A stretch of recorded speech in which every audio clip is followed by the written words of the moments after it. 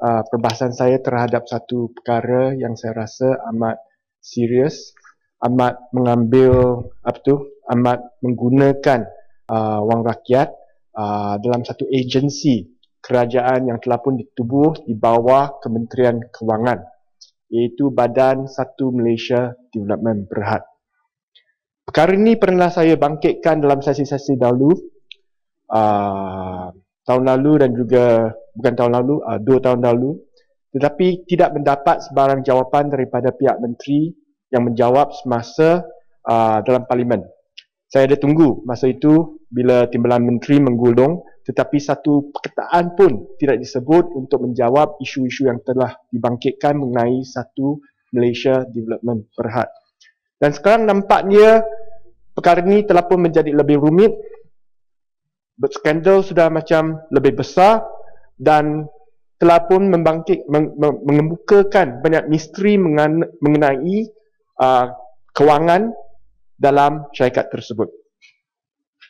Apa yang rasa amat memberikan amaran ataupun dalam bahasa Inggeris dengan izin ring alarm bells ialah tahun lalu, hujung tahun lalu, pengaudit, the auditor untuk 1MDB telah pun meletakkan jawatan mereka.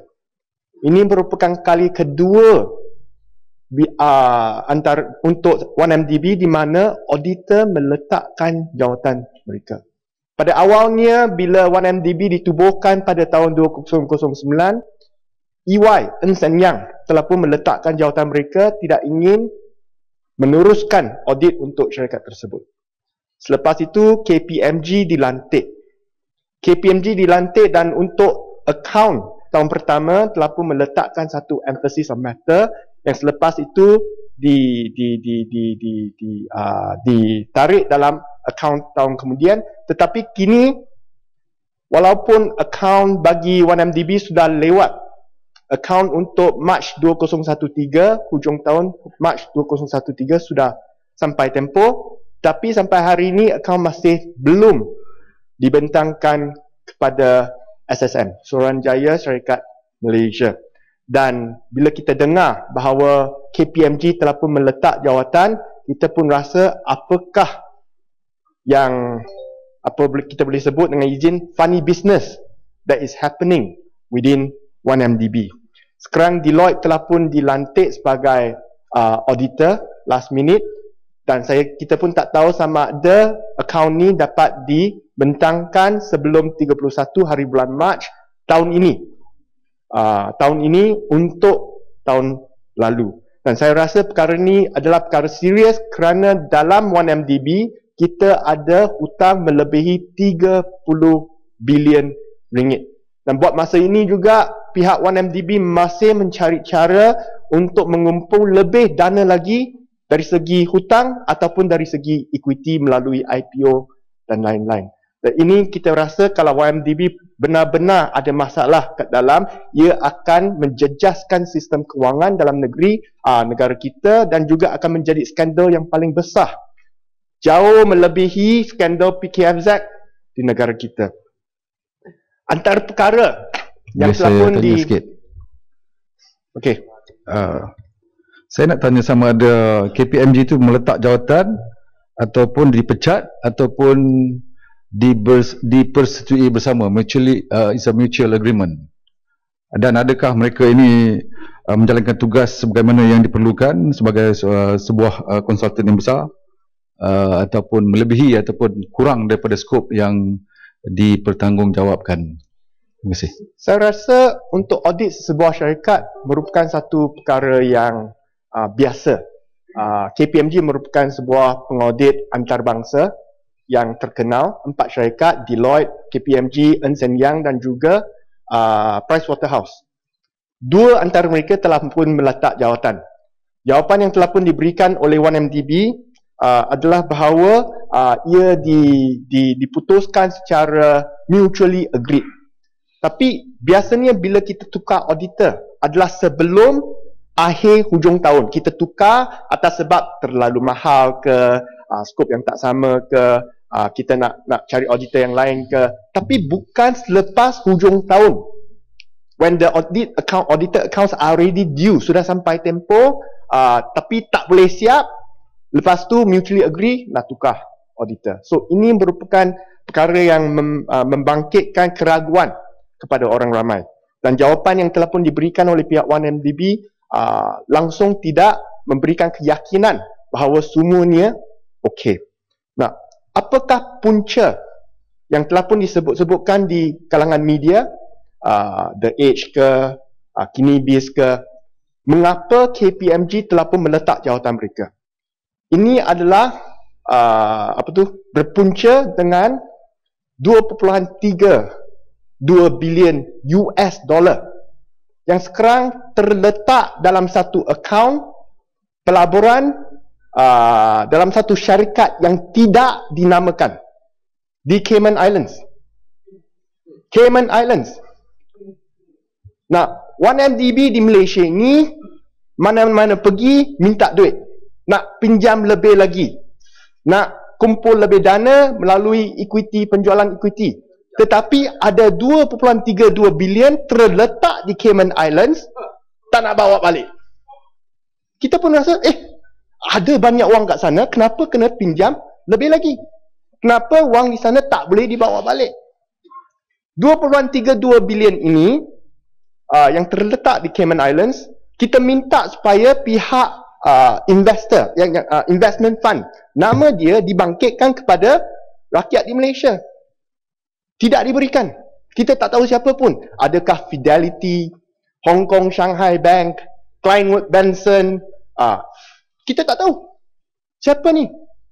Dan mana datangnya wang 2.32 bilion US dollar ini ataupun 7.6 bilion ringgit. Ia datangnya daripada penjual disposal of murabaha notes dengan joint venture Petro Saudi International Corporation. Petro Saudi sebelum ni telah pun membangkitkan skandal di mana tidak ada jawapan yang telus daripada pihak kerajaan. Masa itu pihak sejarah sikit backtrack sejarah sikit. 1MDB buat joint venture dengan Petro Saudi. Okey, untuk menubuhkan 1MDB Petro Saudi. 1MDB melabur 1 bilion US dollar. Petro Saudi sebenarnya kena melabur 1.5 bilion US dollar. Tapi yang kita labur tunai, cash. Yang 1MD, yang Petro Saudi melabur dikatakan satu oil reserve di Caspian Sea, Laut Caspian. Nilainya bila kita minta ada penilaian tak diberikan. PAC minta pun tak diberikan. Okey, 1.5 bilion. Selepas tak sampai 6 bulan dikatakan pelaburan ni cukup baik untuk negara kita. Ini merupakan what do you call it, the advanced exploration for 1MDB yang akan meningkatkan lagi prestasi untuk ekonomi Malaysia. Selepas 6 bulan saja, okay, equity ini dijual, ditukar menjadi pinjaman kepada Petro Saudi. Saya nak tanya, kalau memang pelaburan dengan Petro Saudi ini cukup baik, kenapa tak nak buat equity? Kenapa nak jual equity tersebut, selepas tu tukar menjadi pinjaman kepada Petro Saudi? Pinjaman ini mendapat pulangan yang cukup tinggi, dikatakan 8.67%. Tapi kita jangan lupa, mana dapatnya wang bagi 1MDB? 100% melalui pinjaman yang telah pun dijamin oleh kerajaan. Kita kena bayar faedah berapa ataupun keuntungan, profit share, kerana ia ni sukuk berapa kepada pihak peminjam. Kita kena bayar faedah efektif 6.71%. Lepas tu kita pinjam kepada orang lain 8.67%. Kita dah macam jadi bank antarabangsa ataupun kita kata loan shark, international loan shark. Kita pinjam dengan faedah tinggi, lepas tu kita pinjam kepada orang lain dengan faedah yang lebih tinggi. Along. Okey, tak apa, kita dah pinjam, tiap tahun dia ada bayar faedah. Tapi yang tidak disebutkan, sebelum Petrol Saudi bayar faedah kepada 1MDB, kita pinjam lebih banyak wang lagi kepada pihak Petrol Saudi. Tiap-tiap tahun, 2 tahun berturut-turut, Petrol Saudi bayar faedah kepada 1MDB lebih kurang 100 juta US. Okey, dapat 100 juta US setiap tahun. Tapi yang tidak disebut, tahun pertama kita hulurkan lebih pinjaman 500 juta US dollar kepada mereka. Tahun kedua, 200 juta US dollar kepada mereka. Ini macam Ponzi scheme tau. Kita bayar lebih wang supaya mereka boleh bayar kita balik sedikit faedah. Sekarang ni mereka ada faedah yang cukup baik. 8.67%. Kita dah pinjam lebih kurang 2 bilion US dollar kepada pihak Petrol Saudi. Sekarang mereka kata kita tak nak pinjam lagi, kita ambil balik pinjaman tersebut, wang dikutip 2.3 bilion, selepas itu letak di Cayman Islands. Kalau faedah daripada Petrol Saudi ini cukup baik, kenapa nak tamatkan pinjaman tersebut dan lepas tu wang itu tidak dibawa balik kepada Malaysia, tidak digunakan untuk bayar balik pinjaman yang telah pun diambil, tetapi diletak di Cayman Islands. Jawapan daripada 1MDB, kita letak di Cayman Islands, ada dapat pulangan. Kita baru dapat pulangan sebanyak 5.71%. Lebih kurang macam tu. Wah, 5.71% itu nampaknya okey lah, boleh tahan. Bukan teruk sangat, bukan negatif, tetapi bukan begitu tinggi, 5.7%. Tapi saya nak memperingatkan 1MDB, wang yang kita ada di Cayman Islands ini bukan wang sendiri. Ini wang yang kita telah pinjam daripada pihak yang lain. Kita pinjam dengan faedah 6.71%, kita dapat pulangan 5.7%. Ini masuk akal ke? Tak masuk akal. So, kalau kita nak benar-benar menjimatkan wang untuk 1MDB, wang itu yang hanya memberikan pulangan 5.7%, kita kasih bawa balik ke Malaysia, bayar balik pihak peminjam supaya kita jimat pinjaman faedah 6.71%. So, macam mana kita nak jawab? Kita pun tak tahu. Sekarang kita lihat, bukan sahaja Cayman Islands punya wang ada masalah. Kita lihat projek yang paling besar yang mungkin akan datang dalam tahun-tahun yang akan datang, Bandar Malaysia. Tanah Sungai Besi. Prime land yang telah pun dijual oleh kerajaan Malaysia kepada pihak 1MDB dengan harga RM74.20 setiap kaki persegi. Cukup murah. Saya dah tanya pihak pemaju-pemaju, kalau jual RM250 pun mereka akan beli daripada kerajaan. Tak ada masalah. 74.20 jumlah tanah tersebut 100 lebih ekar yang kena bayar oleh 1MDB kepada pihak kerajaan 1.6 bilion ringgit. Okey, kalau sekurang-kurangnya 1MDB bayar 1.6 bilion ringgit kepada pihak kerajaan, tak apa. Tapi tak perlu bayar. Kenapa tak perlu bayar? Dan untuk mengambil alih tanah di Sungai Besi itu, pihak kerajaan perlu membayar wang pula kepada pihak 1MDB untuk memindahkan Air Force ataupun tentera udara daripada kawasan tersebut kepada 9 kawasan yang lain. Jumlah kos yang dikatakan yang digunakan untuk memindah tentera udara ini adalah 2.7 bilion ringgit. Kos pemindahan jauh lebih tinggi daripada nilai tanah di sana. Bukannya 1MDB yang perlu bayar wang kepada pihak kerajaan terpaksa bayar wang kepada 1MDB untuk memberikan tanah tersebut kepada 1MDB. So, bayar berapa? 1.1 juta ringgit. 2.7 bilion ringgit, tolak 1.6 bilion ringgit, 1.1 bilion ringgit. Ini sudah pun dibajetkan dalam belanjawan kita tiap-tiap tahun. Kerajaan sudah bayar 1.1 juta bilion ringgit untuk memberikan wang kepada 1MDB untuk memindahkan tentera udara. Nah, harga yang diberikan kepada kerajaan 2.7 bilion ringgit. Tetapi harga untuk pemindahan ini, apakah nilai sebenar? Mereka telah pun membuat rundingan dengan LTAT, Lembaga Tentera Lembaga Tabung Angkatan Tentera, dan memberikan kontrak kepada LTAT, turnkey kontrak Pau Kalia, okey, bagi tentera udara LTAT untuk membuat kerja-kerja pemindahan. Semua kerja-kerja dilaksanakan oleh pihak LTAT. Apakah nilai kontrak ini? 2.1 bilion ringgit. Yang diambil daripada kerajaan 2.7 bilion ringgit. So kerajaan bagi mereka percuma 600 juta ringgit. Kerajaan bagi 1MDB percuma 600 juta ringgit. Untuk buat apa? Tak tahu. Itu tak apa. Kerajaan beri lebih wang kepada 1MDB, tak apa. Apa yang kita rasa terkagum ataupun surprise ialah bulan lalu 1MDB telah pun mengambil pinjaman. Pinjaman apa? Pinjaman sebanyak 2.4 bilion ringgit. Untuk buat apa? Untuk memindahkan tentera udara daripada Sungai Besi ke tempat-tempat yang lain. Kerajaan sudah bayar 1.1 bilion ringgit untuk 1MDB untuk membuat pemindahan tersebut. Kosnya hanya 2.1 bilion ringgit, tetapi 1MDB pula sekarang masih pinjam 2.4 bilion ringgit untuk memindahkan Angkatan Tentera Udara dari sana. Malah mereka hanya memerlukan tambahan 1 bilion ringgit saja. So why are they borrowing so much money from the market?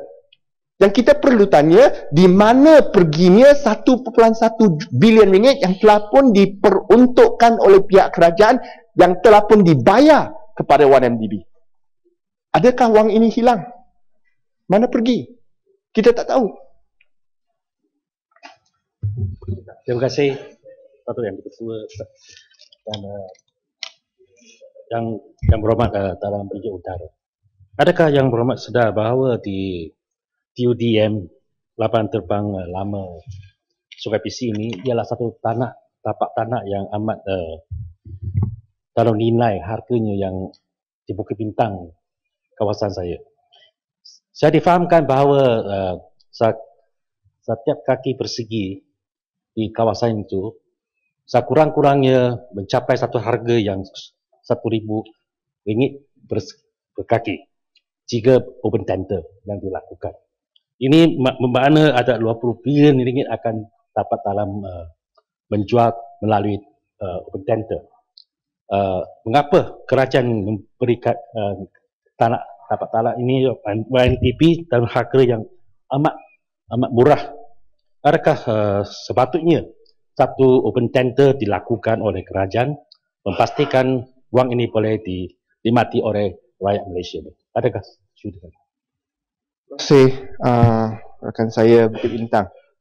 Ini memang soalan yang perlu dijawab oleh pihak kerajaan.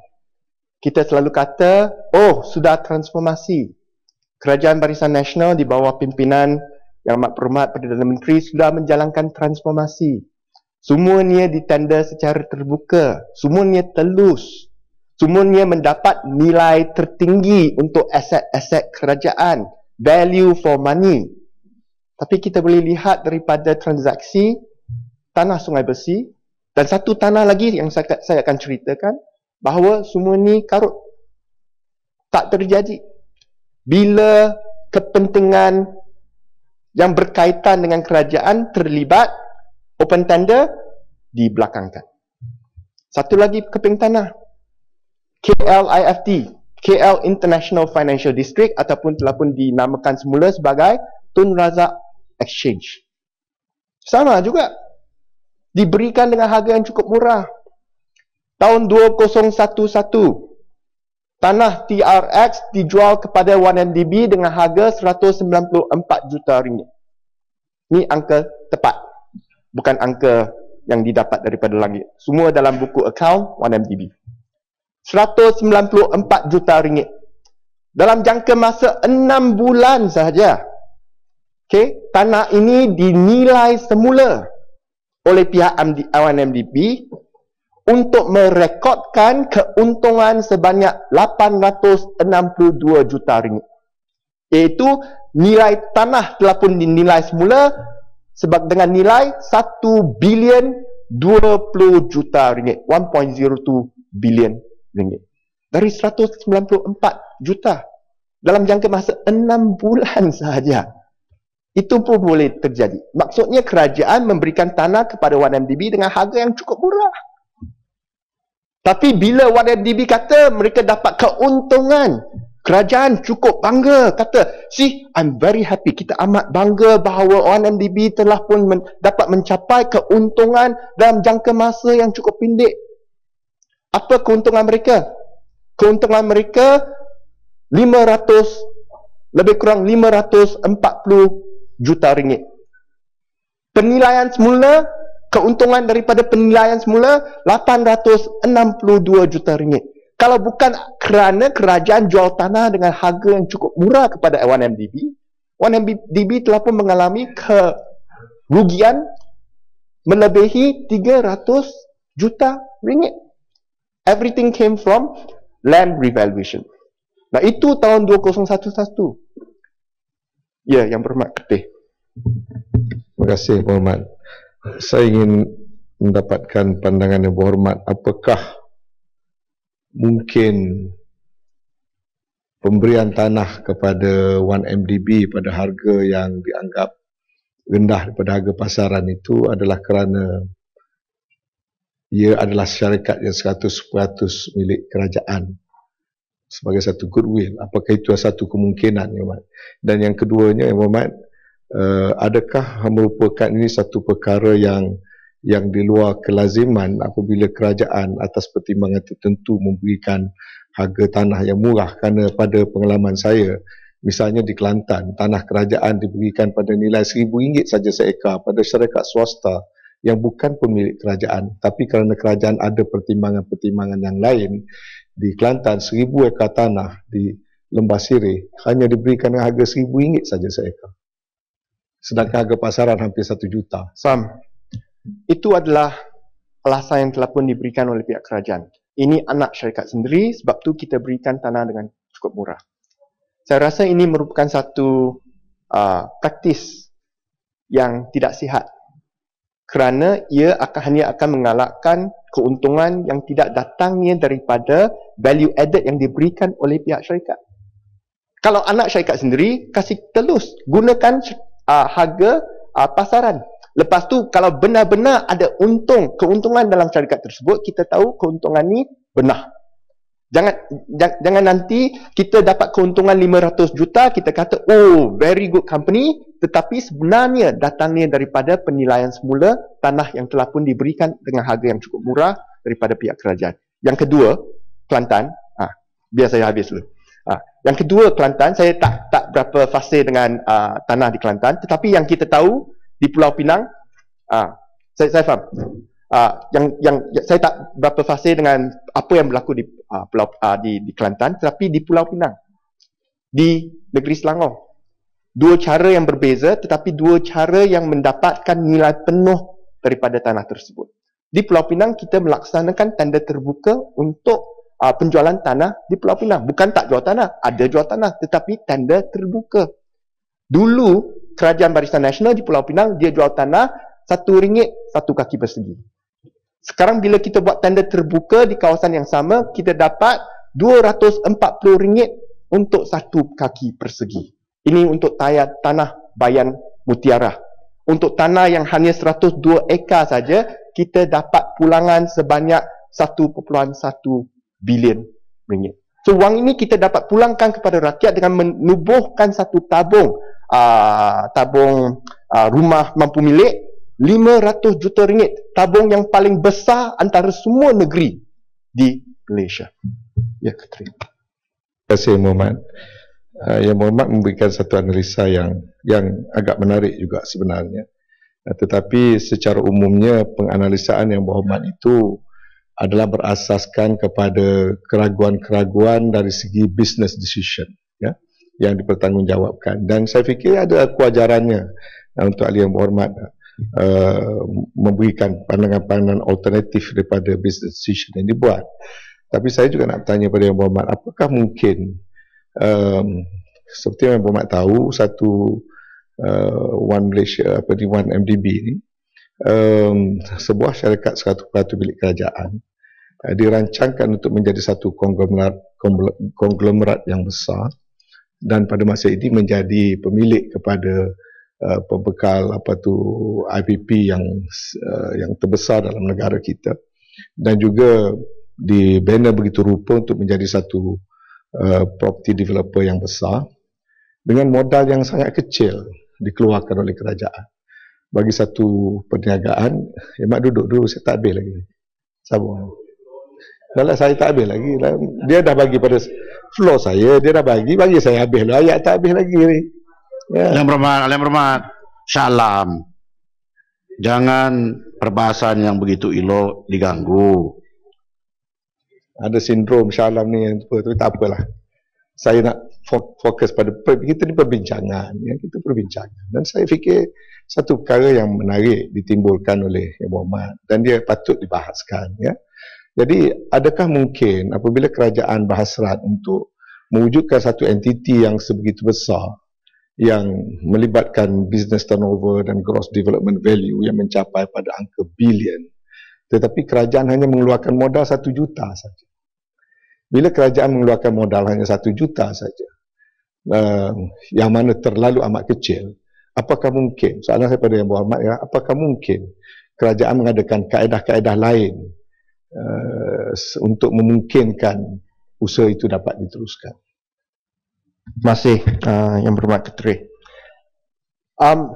Saya hanya ingin mungkin menjawab dari segi pembinaan konglomerat. Okay, the overall concept of kita berikan tanah yang cukup murah kepada satu syarikat supaya membolehkan mereka menjadi satu konglomerat yang besar melalui pinjaman yang mungkin dijamin oleh pihak kerajaan dan tidak mempunyai banyak suntikan kewangan secara langsung daripada pihak kerajaan. Nombor satu, suntikan kewangan RM1 juta sahaja sebenarnya tidak memberikan gambaran yang benar. Pinjaman pertama yang telah pun dibuat oleh pihak 1MDB RM5 bilion itu diambil dengan jaminan penuh daripada Kerajaan Persekutuan. So walaupun tidak ada suntikan wang secara langsung daripada kerajaan, ianya sebenarnya backed by the federal government. Terima kasih. Saya pun tertariklah dengan perbahasan ini. Saya merasakan bahawa kaedah di mana diberikan tanah dengan harga di bawah pasaran adalah merupakan satu kaedah yang agak mengelirukan. Kerana pada ketika itu kita tidak dapat menilai dengan tepat jumlah sumbangan dan bantuan kewangan yang sebenar yang diberikan kepada satu 1MDB. Adalah jauh lebih baik sekiranya tanah itu ditenderkan, didapat nilai yang sebenar, dan selepas itu kalau diperlukan bantuan kewangan kepada 1MDB, maka diberikan sebahagian daripada duit itu kepada 1MDB. Kalau tidak, apabila berlakunya kerugian ataupun keuntungan in inverted commas dengan izin, maka ianya tidak dapat dikesan. Kerana apa yang dikatakan ialah tanah itu telah dibeli dengan harga sekian-sekian dan kita telah dapat duit sekian-sekian sahaja, dan itu akaunnya menzahirkan satu keuntungan sedangkan ianya rugi, ya. Dan dalam soal tanah Lembah Sireh yang dibangkitkan, ya, oleh Yang Berhormat Ketireh, ya, saya rasa tempat yang sebaik-baiknya untuk dipersoalkan dengan jelas dan mendalam ialah di dalam Dewan Undangan Negeri Kelantan. Semua maklumat ada. Takkan wakil UMNO Barisan Nasional dah tak wujud di Dewan Undangan Negeri Kelantan? Kenapa perkara ini tidak dipersoalkan dengan lebih jelas? Saya difahamkan ada sebab-sebab berhubung dengan persoalan itu, tetapi saya pun tak pakar dalam persoalan ini. Tapi yang penting di peringkat pusat, yang mana yang kita bahas sekarang, apa yang dilakukan oleh kerajaan pusat perlu diperjelaskan dan perlu dipertahankan, bukan dengan memberikan alasan-alasan sinis merujuk kepada apa yang dilakukan oleh kerajaan Kelantan dan sebagainya. Kerana kiranya tersilap sekalipun, two wrongs do not make a right. Janganlah kita nak pertahankan tindakan kerajaan pusat dengan rujuk tengok apa yang Kelantan buat dan sebagainya. Ya, apa pandangan Petaling Jaya Utara? berhubung dengan ini? Terima kasih. Biar saya jawab dulu. Saya bagi chance. Asalkan Tuan Speaker bagi chance, saya akan bagi chance. Mengenai perkara suntikan kewangan yang saya tengah jawab masa itu, nombor satu, jumlah yang diberikan bukannya 1 juta. Ada pinjaman yang diberikan jaminan oleh pihak kerajaan. Nombor dua, ada lain jenis sokongan yang telah pun diberikan oleh pihak kerajaan persekutuan kepada pihak 1MDB, seperti apa yang dijelaskan oleh saudara Shah Alam tadi, iaitu memberikan tanah yang murah supaya mereka dapat menilai semula dan mendapatkan pinjaman daripada tanah yang telah pun diberikan oleh pihak kerajaan.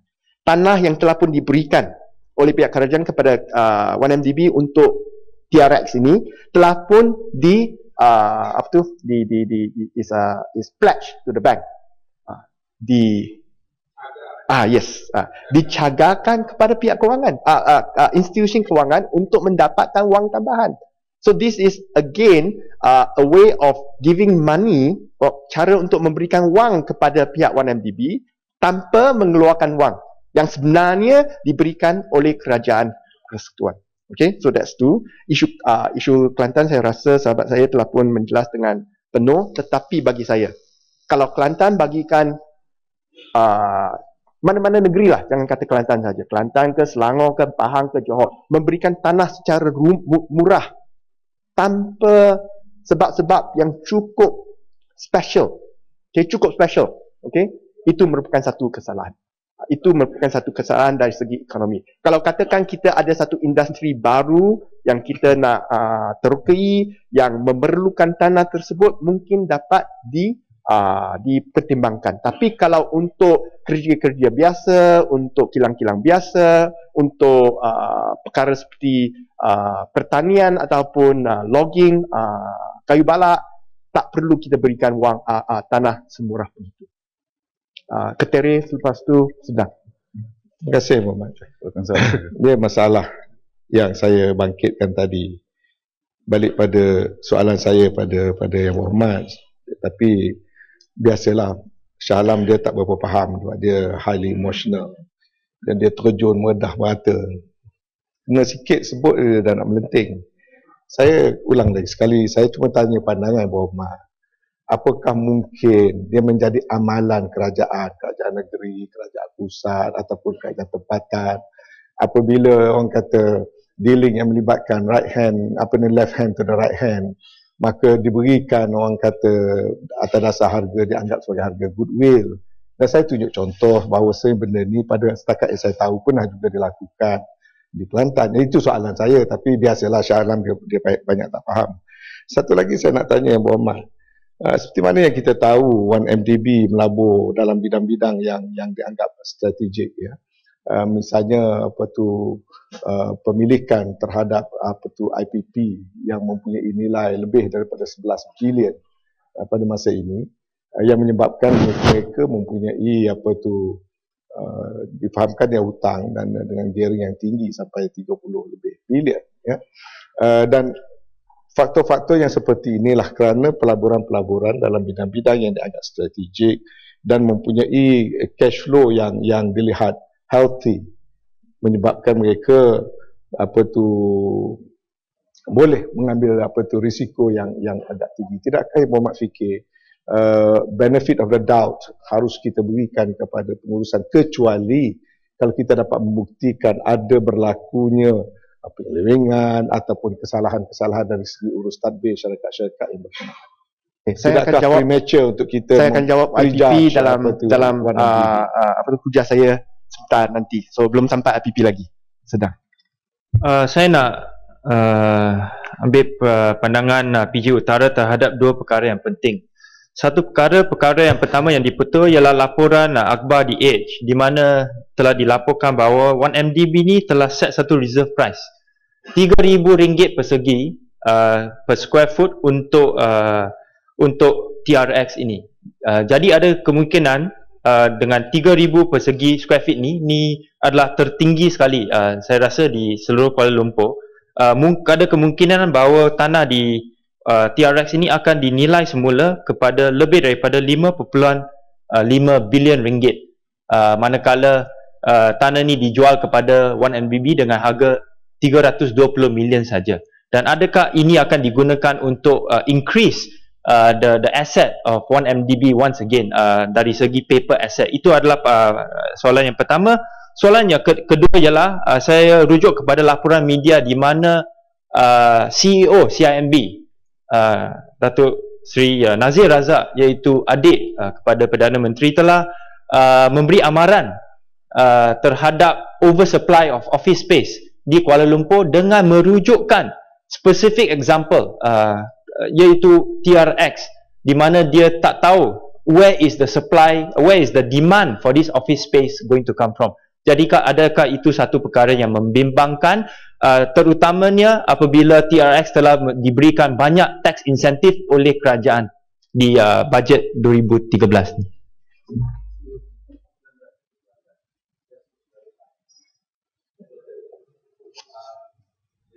Kota Baru, selepas tu Bukit Petang.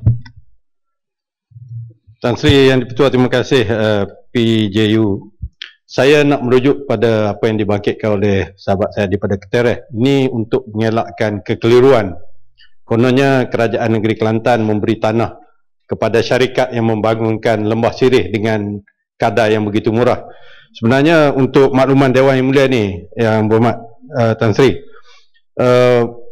perjanjian yang dibuat antara kerajaan negeri dengan satu syarikat yang bernama Lezis Tandako Sdn Bhd yang membangunkan Lembah Sirih, yang sekarang ini sudah membangun, ada Tesco, ada bangunan yang dibeli oleh kerajaan persekutuan, termasuklah kolej, beberapa kolej lah di bawah MARA sendiri, pejabat-pejabat, dan juga pejabat MCA negeri Kelantan ada di Lembah Sirih sekarang ini.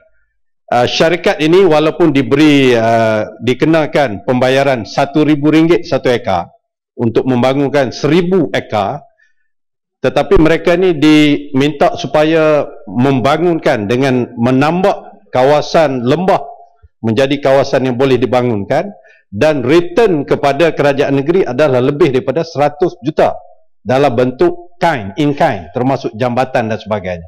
Jadi saya minta apa yang dikemukakan oleh Ketereh itu tidak mengelirukan Dewan ini. Terima kasih. Terima kasih Tan Sri Yang Ketua. Terima kasih Yang Berhormat PJ Utara.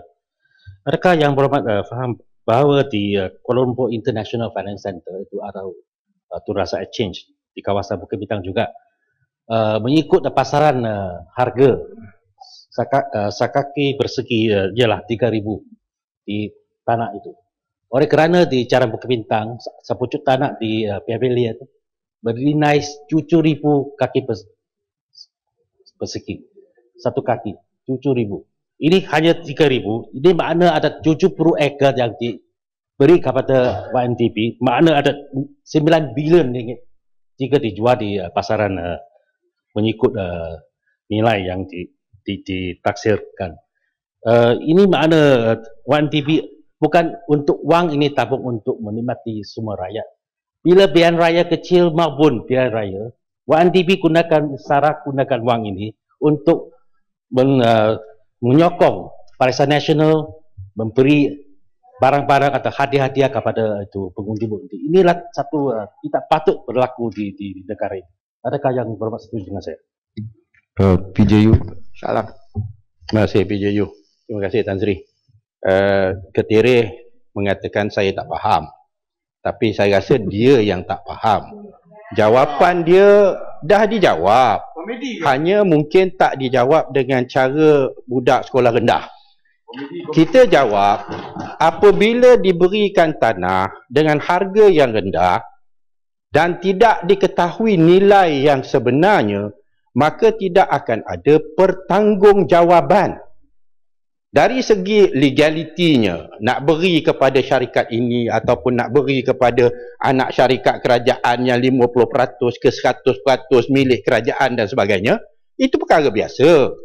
Tetapi yang penting ialah nak ada pertanggungjawaban. Berapa banyak yang sebenarnya yang telah diberikan kepada 1MDB dengan transaksi yang sedemikian? Perlu dinilaikan. Dan apabila diberikan dan dikuantifikasikan dengan tepat dan benar, maka 1MDB walaupun ianya syarikat 100% milik kerajaan, ianya tetap perlu dipertanggungjawabkan kerana ianya adalah nilai ataupun duit dan harta rakyat. Dan inilah apa yang tak berlaku. Bukan sekali, dah banyak kali. Ni yang dah dijawab. Hanya kita tak jawab secara mudah. Kita ingat orang dah faham, tapi nampak gaya ketereh tak faham. Ya, lalu kita jelaskan dengan cara yang sekolah rendah lah. Supaya dia faham. PJU. No problem. Ketereh boleh tambah dalam ucapan. Tetapi cara marah ianya perlu diperjalankan. Saya harap ketika faham sekarang ni. Terima kasih. Ni dah salah dalam Dewan Gentleman dah sikit. Ni nak hina-hina orang. Sebab disebut saya. Takut nak cakap. Boleh saya buat penjelasan? Boleh jawab nanti. Boleh jawab nanti. Kalau ada baru masa dan saya bagikan. rujuk pada Ramai interject dah. Nanti perkara. Ahli-ahli yang berhormat, duduk. Siapa yang sedang berdiri itu tolong duduk sekejap.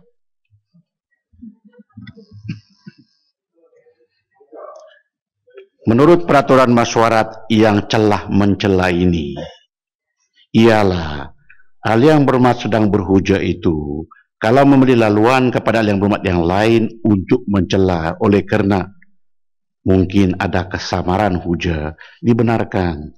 Tetapi dalam perkara-perkara seperti begini, kalau perbahasan itu tidak menimbulkan kekecohan, saya biarkan. Dalam soal ini, semua yang dihujah oleh ahli yang berhormat, saya dengar.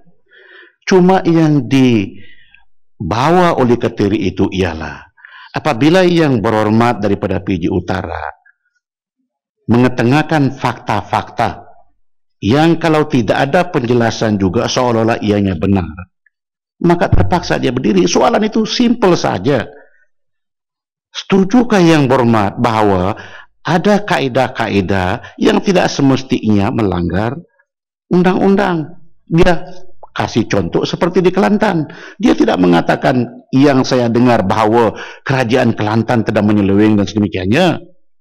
Tetapi apabila pengertian itu berbeza-beza dan sinis menyinis, kalau ada istilah begitu, maka timbullah seperti begini. Jadi yang berhormat Petaling Jaya Utara, teruskan hujah itu, berhentilah mengenai dengan sama ada itu betul atau tidak. Karena tadi saya perhatikan, hujah daripada Bukit Bintang sudah mulai menuduh bahawa seolah-olah uang yang diberi itu untuk digunakan menyokong kepada parti lain. Ini itu tuduhan. Itu tuduhan. Ahli yang berhormat dalam berhujah mesti juga ada pertanggungjawaban di situ. Jangan semata-mata keluar hujah politik semata-mata. Kalau di luar terpulang kepada ahli yang berhormat apa saja you sebut, tapi jangan dalam Dewan Rakyat. Sila PJ Utara teruskan hujah. Terima kasih. Saya bagi last kepada Kuala Kangsar. Terima kasih PJU. Terima kasih Tan Sri Speaker. Saya merasakan bahawa PJU membawa perbahasan ini ke satu seolah macam seminar property ataupun seminar bisnes, yang mana kita menganalisa projek-projek besar. Sama juga seperti kalau kita menganalisa projek-projek yang diberi oleh Kerajaan Selangor kepada PKNS sebagai contohnya. Jadi kita pergi menilai harga nilai tanah dengan berapa spekulasi tentang kadar pembangunan dengan berbagai cara. Samalah seperti kita melihat sebagai adakah wajar 1MDB beli dengan harga nilai yang murah, ataupun kalau 1MDB beli dengan harga pasaran yang tinggi, mungkin dituduh pula kata kerajaan tidak ada wang untuk menjual dengan harga yang lebih tinggi kepada 1MDB. Berbagai persoalan ditimbulkan. Jadi saya rasa, saya ingat hujah membuang masa lah, melainkan membawa satu isu. Apakah what's the issue? 1MDB ni masih tidak healthy, alive and kicking. Ya. Jadi apakah perkara yang nak dibawa oleh PJU? Buang masa, saya rasa boleh minum teh keluar. Saya akan habiskan. Saya akan keluar. Okay? Memang saya nak keluar. Tetapi Tidak ada bezanya perbahasan ini. Contohnya kerajaan Negeri Selangor memberi tanah PKNS ataupun PKNS membangunkan hartanah, contohnya di Jalan Jelatik, Datum, yang sehingga kini terbengkalai. Jadi kalau kita pergi ke soalannya satu persatu hingga ke nilai dan perkara ini, yang jadi kita akan kalau buang masa tak perlu balas, sebagai business forum. Kalau buang masa biar saya buang masa, forum. Okay, tak perlu balas. Okey. Teteri minta sokok, minta bantu. Saya pun belum.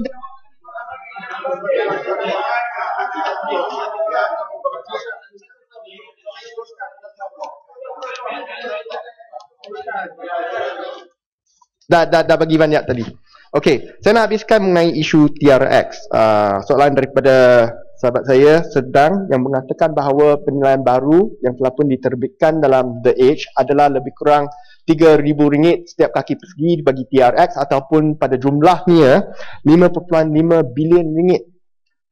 5.5 bilion ringgit, dan harga asal bukan harga 320 juta ringgit. Harga asal yang diberikan oleh kerajaan hanya 194 juta ringgit sahaja. Dan tadi saya sebut ada penilaian semula dalam jangka 6 bulan saja, dari 194 bilion ringgit sehingga 1.02 bilion ringgit, dan 6 bulan kemudian dinilai semula lagi. Dinilai semula menambah 600 juta ringgit dalam tahun 2012 sehingga jumlah nilai 1.6 bilion ringgit. Dan saya rasa cara penilaian semula ni tiap-tiap tahun hanya nilai semula tanah yang telah pun diberi kerajaan saja, kita akan dapat keuntungan. Dan keuntungan yang dicapai oleh pihak 1MDB pada tahun 2012 44 juta. 44 juta saja. Tapi penilaian semula menambah sebanyak 600 juta ringgit. So kalau bukan kerana penilaian semula, 1MDB telah pun mengalami kerugian sebanyak 500 lebih juta ringgit. So kita pun perlu lihat mengapa pihak kerajaan memberikan tanah kepada pihak 1MDB. Adakah tanah ini akan digunakan untuk satu penerokaan industri yang baru yang tidak dapat dicapai oleh pihak swasta sekarang? Ataupun tanah ini diberikan kepada pihak 1MDB hanya untuk menjadi satu pihak pemaju saja. Dan pihak pemaju yang disayangi dan dipilih kasih oleh pihak kerajaan. Pihak kerajaan sekarang kata kita bina TRX. Kita akan menjadikan TRX ini menjadi satu pusat kewangan antarabangsa. Nama dengar sedap. Tapi apa maksudnya pihak pusat kewangan antarabangsa? Apa maksudnya? Sekarang bank-bank antarabangsa tidak perlu berkumpul dalam satu tempat untuk membuat perniagaan dengan satu sama lain.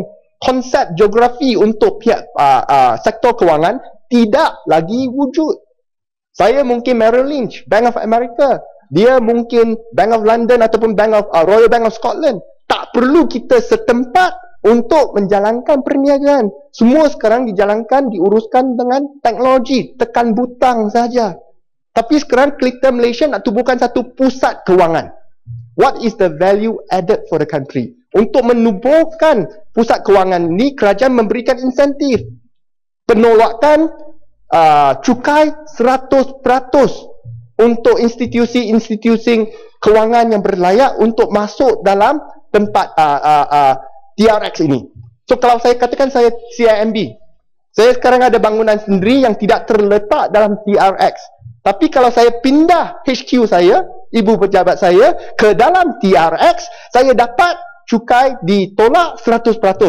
Saya masuk dalam TRX. Tetapi apakah nilai tambahan kepada kerajaan ataupun kepada negara Malaysia? Tak ada. CIMB masih wujud di Malaysia seperti yang didahulu. Tapi CIMB sekarang mendapat tax break sebanyak 100%.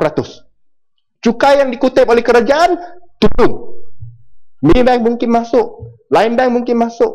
So apa gunanya kita berikan satu geografi ataupun tempat untuk mengumpul semua pusat institusi-institusi kewangan di TRX? Tak ada. Dan tambahan lagi insentif yang telah pun diberikan oleh kerajaan. Pihak pemaju yang membangun di kawasan TRX diberikan cukai, dilupaskan cukai sebanyak 70%. This is unfair dealings. Kalau cakap dengan pihak pemaju-pemaju yang lain yang tidak terlibat dalam TRX, dia kata ini pilih kasih. Ini telah pun menjadi 1MDB satu pemaju yang terbesar di Malaysia. Tapi ini tidak kerana 1MDB mencapai tahap tersebut dengan kerja-kerja ataupun kehandalan sendiri, tetapi melalui sokongan yang tidak adil daripada pihak kerajaan. Dan saya ingin memperingatkan Dewan ini kata-kata Yang Amat Berhormat Perdana Menteri semasa membangkitkan new economic model ekonomi baru. Beliau berkata, okay, the times when the era where the government knows best is over. Itu sektor ekonomi Malaysia perlu diteroki dan dipimpin oleh pihak swasta. Apa yang kita lihat sekarang dalam kes 1MDB, kerajaan yang tahu the best. Kita set up satu TRX, kita berikan semua sokongan cukai di sana dan lepas tu kita berikan subsidi yang paling tinggi kepada syarikat seperti 1MDB. Sepang. Terima kasih kepada Speaker, terima kasih kepada sahabat saya daripada PJU. Soalan saya kepada PJU, kalau kita lihat banyak komen-komen yang diberikan tentang 1MDB ini, malah ada satu artikel daripada dalam Kini Biz, P. Gurasigaram, salah seorang pakar ekonomi, mengatakan, do we need 1MDB at all? Di mana beliau telah memberikan analisa kenapakah kewujudan 1MDB ini tidak memenuhi vision dan mission yang telah ditetapkan. Sebagai contoh, apabila 1MDB ini telah memenangi atau bid tentang projek coal fixed power plant ini yang bernilai, ada projek 3B ini yang bernilai 11 bilion yang melibatkan 2000 megawatt punya power plant. Jadi persoalannya, kenapakah syarikat yang dimiliki kerajaan harus terlibat dalam untuk mendapatkan power assets ini? Apatah lagi power asset yang nak didapat di Tanjung Jinak ini dikatakan sudah usia yang makin akan melakukan uzur. Jadi soalan saya, adakah diberikan projek itu bagi mendapatkan faedah concession, extension of concession agreement favorable to IMDB ini? Yang keduanya, adalah satu perkara yang tak masuk akal apabila dia bid dalam syarikat ini bid dalam satu power project ini, sedangkan kenapakah in the first place TNB itu sendiri corporatize-kan, dicorporatize-kan. Lebih baik kita upgradekan TNB itu sendiri sehingga dia boleh sampai ke peringkat menjamin menjamin supaya pengguna mendapatkan khidmat elektrik ini dengan kadar yang lebih rendah. Jadi satu perkara yang nampak pelik. Syarikat yang milik kerajaan bid dalam satu tenaga yang juga sebelum ini TNB adalah milik kerajaan.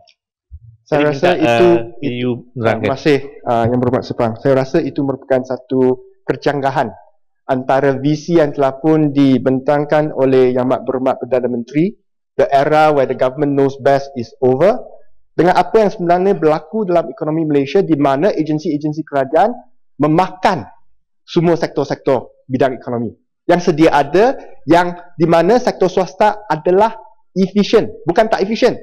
Sektor swasta di Malaysia terutamanya dalam sektor pemaju ataupun pembangunan adalah sektor yang top quality around the world. Kita dapat all sorts of viability awards for our local property developers. Tapi kita masih dapati bahawa kerajaan menubuhkan satu badan yang baru untuk bersaing dalam bidang tersebut. Saya akan meneruskan untuk menjawab satu soalan yang telah pun dibangkit oleh saudara Yang Berhormat Ketere tadi, di mana mungkin 1MDB ditubuhkan untuk menjadi satu konglomerat regasi. Sekarang mereka acquire ataupun mengambil alih syarikat-syarikat IPP yang sedia ada dengan harga yang cukup tinggi.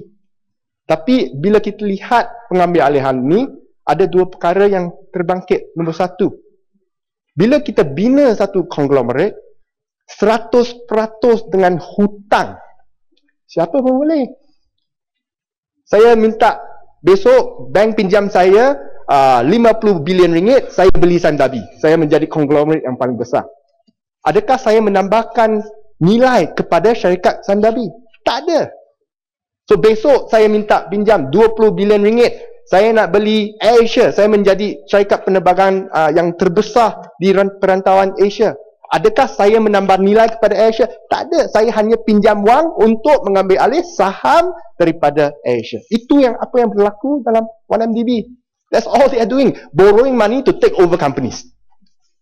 Apa yang membimbangkan bukan sahaja pengambil alihan syarikat-syarikat ini, tetapi pengambil alihan syarikat-syarikat ini dengan harga yang terlampau tinggi. Pengambil alihan syarikat Tanjung Power daripada iaitu syarikat Tan Sri Ananda Krishnan dengan harga 8.8 bilion ringgit. Pengambil alihan Genting Sanyin daripada kumpulan Genting dengan harga 2.3 bilion ringgit, yang memberikan keuntungan sebanyak 1.5 bilion ringgit kepada Genting Group. Ada dalam penyata kewangan Genting. Ada dalam penyata kewangan Genting. Kenapa kita perlu bayar begitu tinggi? So, apa yang terjadi bila bayar begitu tinggi, bila pinjam wang begitu banyak, faedah yang kena dibayar tinggi. Apa aliran tunai yang didapati daripada syarikat-syarikat ini tidak mencukupi untuk membayar faedah. Oleh sebab itu, pihak 1MDB terpaksa memasuki tender-tender yang baru, dan lepas tu pihak kerajaan terpaksa memberikan special treatment bagi syarikat ini untuk mendapat kontrak yang baru untuk meningkatkan pendapatan 1MDB supaya mereka sekarang dapat membayar hutang-hutang yang sedia ada. Itu apa yang terjadi dengan projek 3B. Dalam Energy Commission Suruhanjaya Tenaga, satu tender telah pun dipanggil untuk membina satu power plant yang baru 2000 megawatt. 2000 megawatt. Tender ini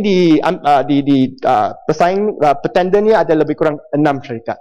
Dalam penilaian awal yang dibuat oleh Technical Evaluation Committee dalam Suruhanjaya Tenaga, syarikat YTL telah pun diberikan sokongan kerana harga paling. Yang Berhormat Ketere ada berdiri. Kalau yang Berhormat laluan yang Berhormat, biar saya habis. 4 minit lagi saja. Kenapa yang Berhormat? Biar saya habis. Takut sangat saya tak tanya soalan. Saya cuma nak tahu penjelasan saja. Cepat. Sebenarnya saya nak memudahkan yang Berhormat supaya yang Berhormat boleh memberikan penjelasan yang lebih jelas lagi. Saya tak pasti Tuan Dipertua sama ada kita di sini boleh nak debate tentang beberapa business decision yang dibuat oleh syarikat-syarikat di luar, ya, tapi tak mengapalah, kerana saya faham apa yang dimaksudkan tadi, kerana concern kita tentang apa tu public interest, ya. Tapi banyak sekali ulasan-ulasan yang Berhormat kemukakan itu merupakan sesuatu yang mempertikaikan business decision yang sukar bagi kerajaan dan sebagainya nak menjawab tentang business decision ni. Cuma saya nak tanya sebagai contoh, ya, saya sebagai seorang town planner, ya, Yang Berhormat menyebut tentang betapa tidak wajarnya MDB membina apa yang dipanggil Tun Razak Exchange sebagai satu financial district. Perkara-perkara yang seperti ini sebenarnya merupakan pendekatan physical planning. Kalau kata-kata Central Business District, bukan semestinya semua bisnes di situ. Kalau kita katakan Tun Razak Exchange sebagai financial district, tak semestinya semuanya secara fizikal. Saya setuju dengan argumen yang Berhormat, cukup menarik sebenarnya. Kalau buat financial district, takkanlah semua financial institution mesti duduk di situ. Dalam zaman teknologi sekarang, tak perlu pun secara fizikal, secara geografi berhimpun di satu tempat. Tapi itu semua tu adalah cuma istilah-istilah perancangan. Dia tidak ada kena-mengena pun dengan soal abuse of power kesalahan ke. Jadi bila yang Berhormat letak argument macam itu, saya rasa we have to be fair to 1MDB. Seolah menampakkan 1MDB ni buat segala-galanya salah. Dan saya pun cuba nak figure out kenapa tiba-tiba 1MDB ni nak diserang dalam begitu rupa. Ada apa-apa perkara tertentu yang lain ke? Ada.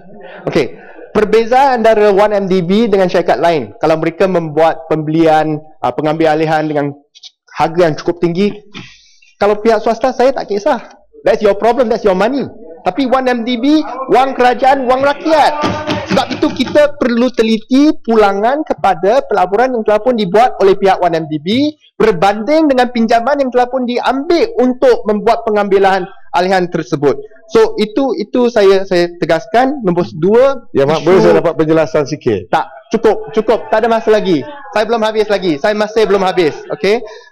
Nombor 2, mengenai isu tanah di TRX, kalau bukan kerana ada khususnya untuk satu pusat kewangan, kenapa kerajaan berikan begitu banyak insentif untuk projek tersebut? Kalau bukan kerana untuk membantu 1MDB, anak syarikatnya sendiri dan meminggirkan pihak swasta yang ada di luar. Biar saya habiskan projek 3B ni mengenai IPP.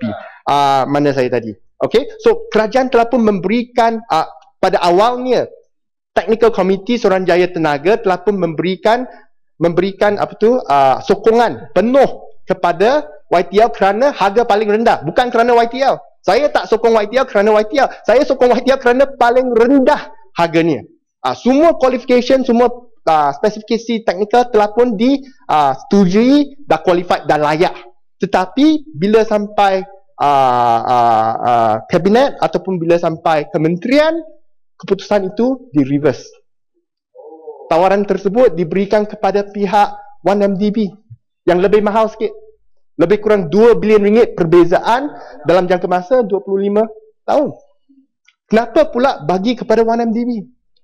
Kerajaan kata kita nak turunkan harga bagi rakyat. Kita adakan tender terbuka. Tapi apa gunanya kita gunakan tender terbuka tetapi tidak berikan kontrak kepada pihak yang paling layak dengan harga yang paling rendah? Siapa bayar kemudian? Rakyat kena bayar. Kenapa kerajaan bagi kepada 1MDB? Kerana 1MDB terdesak. Mereka meminjam wang yang banyak dengan faedah yang tinggi, selepas tu mengambil alih syarikat-syarikat penjana kuasa bebas dengan harga yang tinggi, mendapat pulangan yang rendah, tak mampu bayar balik faedah yang telah pun dikenakan untuk bayar, terpaksa mendapatkan kontrak baru daripada pihak kerajaan untuk membayar pinjaman-pinjaman ini. Boleh dan saya minta laluan? Tak ada lagi. 5 minit, Tan Sri. Mana saya? Tan Sri bagi sama penguatan. Yang berhormat, kuasa saya cuma itu sejak apabila masa sampai. Okey, saya bagi yang berhormat 4 minit. Karena sekarang ini sudah 1 minit. Lalu yang berhormat. Okey. Yang anehnya baru-baru ni pihak 1MDB telah pun membeli sekeping tanah di Pulau Indah yang bertepi kat tepi sebelah tanah PKFZ daripada syarikat Tatmax Resources yang ataupun dikenali sebagai syarikat Wijaya Global sebelum ini yang terlibat dalam skandal 12.5 bilion ringgit PKFZ. Tanah ini dibeli dengan harga 317 juta ringgit. Okay. Tapi bila saya cek laporan kewangan Tatmax pada tahun 2011, bila penilaian semula baru sahaja dibuat, tanah ini dinilai sebagai RM9.93 setiap kaki persegi. Tetapi 1MDB telah pun membeli tanah ini daripada pihak Tatmax dengan harga jumlah 317 juta ringgit ataupun RM23.50 setiap kaki persegi. Jangka masa 2 tahun saja, nilai tambah begitu tinggi. Dan perkara ini menjadi lebih misterius bila kita mendapat tahu dari mungkin pihak kementerian boleh menafikan daripada surat khabar bahawa tanah ini mungkin digunakan untuk projek 3B bagi syarikat 1MDB yang sebelum ni tidak menggunakan tanah di Pulau Indah. Maksudnya 1MDB diberikan ruang untuk mengubah cara spesifikasi dalam tender mereka kepada pihak Energy Commission ataupun Suruhanjaya tenaga. Kenapa 1MDB diberikan ruang untuk berbuat begitu? Kita ada open tender. Tender maksudnya semua pihak masuk, yang paling rendah akan ditawarkan. Kita tidak boleh bagi chance kepada orang lain untuk ubah spesifikasi mereka tanpa memberikan chance yang peluang yang sama untuk yang paling rendah untuk ubah spesifikasi mereka. Kita akan menjadi laughing stock seluruh dunia. Syarikat-syarikat antarabangsa tidak akan masuk campur dalam open tender di Malaysia kerana mereka akan melihat bahawa tidak telus. Bahawa Malaysia akan memihak kepada pihak-pihak yang berkepentingan dan bukannya kepada pihak yang berlayak ataupun pihak yang paling murah. Dan saya rasa kesemua ini akan mengakibatkan ekonomi Malaysia mengalami satu pengunduran dari segi sektor ekonomi swasta. Kenapa? Pihak swasta akan melihat kerajaan mahu semua. IPP merupakan satu industri bukan baru. Bukan teknologi baru, bukan satu penerokaan yang kita ingin mencapai. IPP adalah old teknologi. Okay? Tapi 1MDB nak campur masuk. Sektor real estate, 1MDB nak campur masuk. Habis, sektor-sektor swasta pergi mana? Tidak ada ruang lagi. So, semua bisnes diambil alih oleh 1MDB, tetapi diambil alih tanpa meningkatkan nilai. Itu paling penting. Seperti saya kata tadi, kalau kita pinjam semua wang, kasih beli semua syarikat, kita tak tambah nilai kepada syarikat-syarikat tersebut. Itu apa yang terjadi dalam konglomerat 1MDB sekarang, dan 1MDB sekarang mempunyai hutang melebihi 30 bilion ringgit. 30 bilion ringgit. Merupakan satu agensi yang paling tinggi seluruh Malaysia. So kita harap pihak Kementerian Kewangan akan memberikan jawapan yang penuh kepada isu ini. Jangan macam sesi yang lalu di mana tiada satu perkataan pun disebut mengenai skandal sebegini. Kita harap ketulusan diberi kerana kalau ada apa-apa skandal yang berlaku dalam 1MDB, ekonomi kita akan terjejas, sistem kewangan kita akan terjejas. Dengan itu saya ingin mengucapkan terima kasih kepada Tan Sri. Thank you. Masih ada yang berhormat, suara ditangguhkan sehingga jam 2.30 petang nanti masih.